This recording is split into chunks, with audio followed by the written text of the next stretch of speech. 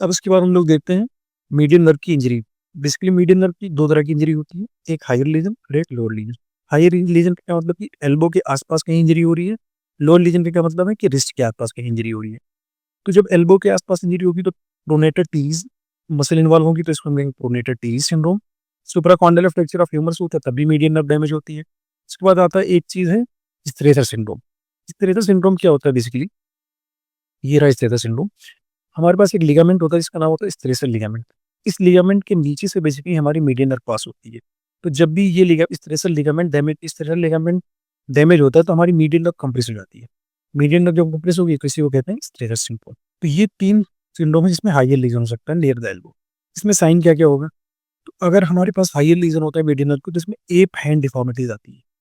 App hand deformities, pointing index finger, sensory loss हो जाएगा, lateral 3.5 of the hand. इसमें palm और digit दोनों इंक्लूड होगा क्योंकि ये मीडियन नर्व जो होता है पाम और डिजिट दोनों को सप्लाई करती है। लेकिन इसी का अगर मीडियल साइड पूछ ले तो मीडियल साइड कौन सप्लाई करता था, अल्नर नर्व। ये रहा बॉन्डिंग इंडेक्स फिंगर, ये रहा app app hand deformities. App hand में बेसिकली पूरा हाथ सीधा नहीं होता, इस तरीके से हल्का कर्व होता है, ये इस तरीके से कर्व हो जाता है, तो इसको बोलते हैं एप हैंड।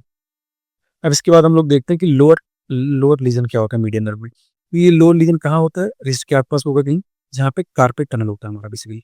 तो कार्पल टनल सिंड्रोम बोलते हैं इसलिए इसमें हम, क्योंकि हमारी नस जो होती है कार्पल टनल के बीच में कंप्रेस हो जाती है, तो इसलिए इसको कार्पल टनल सिंड्रोम बोलते हैं।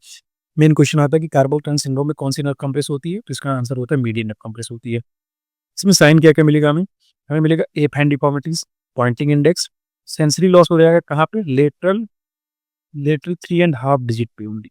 डिजिट पे क्यों होगा, क्योंकि यहाँ पे पामर क्यूटेरियस ब्रांच जो होती है, पामस क्यूटेरियस ब्रांच स्पेयर्ड होती है, ये डैमेज नहीं होती है यहाँ पे। तो इसलिए बेसिकली हमारा खाली जो हमें यहाँ पे सेंसरी लॉस मिलता है वो खाली डिजिट्स पे मिलता है, पाम साइड पे नहीं मिलता, क्योंकि यहाँ पे पामर क्यूटेनियस ब्रांच हमारी जो है वो इन्वॉल्व नहीं होती है।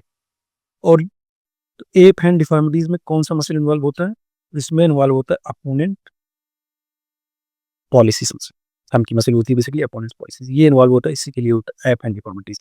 और पॉइंटिंग इंडेक्स फिंगर, उसके बाद सेंसरी लॉस हो जाता है, लेटरल लेटरल 3.5 ओनली डिजिट पे क्यों होता है, क्योंकि यहाँ पे पामर क्यूटेनियस ब्रांच जो होती है वो स्प्लिट हो जाती है, इसलिए खाली हमारे पास डिजिट्स पे फिंगर पे सेंसरी लॉस होता है, पाम पे नहीं होता है। तो ये रीजन होता है बेसिकली। तो ये हो गया हमारा तीन मेन जो नर्व होती है हमारी अपर लिम्ब की, वो तीन हो गई, रेडियल नर्व, अल्नर नर्व और मीडियन नर्व।